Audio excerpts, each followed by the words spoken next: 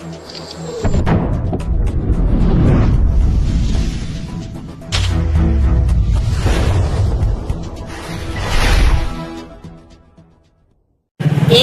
బండి సంజయ్ కేంద్ర మంత్రి యొక్క కొడుకు బండి భగీరథ్ చేసినటువంటి అరాచకానికి ఇక్కడ నిరసిస్తూ బండి సంజయ్ గారి దిష్టి బొమ్మను దహనం చేయడం జరిగింది.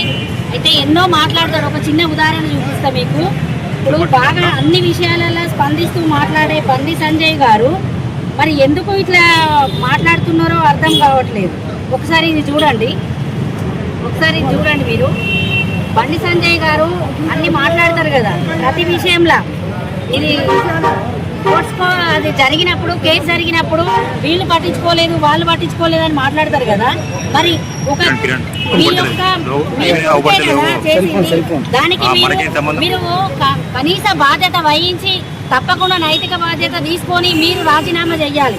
అంతేకాకుండా మీరు ఇక్కడ ఒక దరిద్రం ఏంటంటే గుజరాత్ లో కానీ బీజేపీ గవర్నమెంట్ లో దాదాపు ఉన్న మంత్రులందరూ కూడా నేర చరిత్ర కలిగిన వాళ్ళే. గుజరాత్ లో అయితే ఏంది, మహారాష్ట్రలో అయితే అదే ఇక్కడ సంస్కృతిగా మరి ఈయన ఇప్పుడు ఇట్లా చేయడం చాలా నీచమైనది. ఎందుకంటే బేటీ బచావ్ బేటీ పడావ్ అంటారు, పెద్దపీట వేస్తా అంటారు. మాటలకు మాత్రమే వాళ్ళది ఉన్నది కానీ చేతలకు లేదు. ఇక బీఆర్ఎస్ వాళ్ళు అయితే ఇక్కడ వచ్చింది, బీఆర్ఎస్ వాళ్ళు ఇంట్లోకెళ్ళి కనీసం వాళ్ళు బయటికి కూడా రాకుండా వాళ్ళ అనవసరమైన విషయాలకు వాళ్ళ ఇంట్లో నుండి ఒక్కరు కూడా బయటకు వచ్చి మాట్లాడలేదు. అలాంటి వాళ్ళు కూడా కాంగ్రెస్ పార్టీని విమర్శించడం వాళ్ళ చిత్తశుద్ధికే వదిలేస్తున్నాం. మొన్న జరిగిన రైతు సంగ్రామ దానికి కూడా వాళ్ళు కేవలం రైతుల కోసం కాదు, వాళ్ళు పెట్టుకున్నది ఓన్లీ రాహుల్ గాంధీ గారిని, రేవంత్ రెడ్డి గారిని తిట్టడం కోసమే అది పెట్టుకున్నారు. ఎందుకంటే మీరు ఏ విషయంలో అయినా ఎవరైనా ఒక ప్రతిపక్ష నాయకుడుగా ఉన్న రాహుల్ గాంధీ గారు కూడా మోడీ గారి కానీ ఎవరికైనా కానీ చాలా మర్యాద ఇచ్చి మాట్లాడతారు. కానీ అలాంటి వ్యక్తులను మీరు ఎంత పడదట్లా మాట్లాడిందంటే మీ మర్యాద ఎట్లున్నది? మీ నీచ రాజకీయాల కోసమే అది పెట్టిరు. మరి ఇవాళ ఒక్కరు కూడా మీ మొహం కనబడతలేదు. ఒక ఆడపిల్లకు అట్లా అన్యాయం జరిగినప్పుడు ఎవరైనా స్పందించిరా? బీజేపీ గవర్నమెంట్ విషయంలో ప్రతి దాంట్లోనూ మీరు సమర్థిస్తారు. ఎందుకంటే మీకు చాలా రహస్య ఒప్పందాలు చాలా ఉన్నాయి. ఎందుకంటే లిక్కర్ కేసు నుంచి మొదలు పెడితే చాలా ఒప్పందాలు మీకు ఉన్నాయి. ఇప్పుడు కాళేశ్వరం ప్రాజెక్టు విషయంలో కానీ ప్రతి విషయంలో మీరు అసలు ఎప్పుడో జైలు పాలు కావాల్సింది.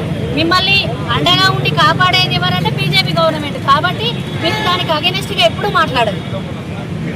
ఇట్లా జరిగితే రేవంత్ అనే గవర్నమెంట్ లో ఇక్కడ కాంగ్రెస్ పార్టీలో ఏ ఆడబిడ్డకు అన్యాయం జరిగినా ఎవరికి రైతులకే కానీ ప్రతి ఒక్క విషయంలో ముందుండి ప్రతి దానికి స్పందించి వారికి న్యాయం జరిగే వరకు వెంటుండి చేసే పార్టీ ఏదైనా అంటే ఒక కాంగ్రెస్ పార్టీ మాత్రమే.